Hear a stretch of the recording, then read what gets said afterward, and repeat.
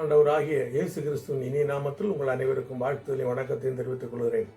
அருமையான வேளையிலும் வேதாகம தேன்துளிகள் என்ற பகுதியிலே நாம் சிந்திக்க இருக்கின்ற பகுதி உயிர்த்தெழுந்த கிறிஸ்துவின் 7 கேள்விகள். உயிர்த்தெழுந்த கிறிஸ்துவின் 7 கேள்விகள்.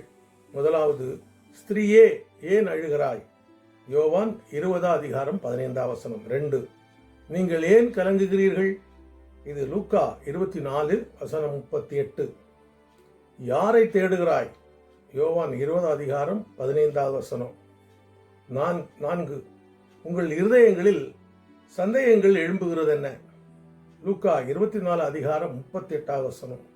5, நீங்கள் துக்க முகமுள்ளவர்களாய் வழிநடந்து ஒருவருக்கொருவர் சொல்லிக் கொள்ளுகிற காரியங்கள் என்ன?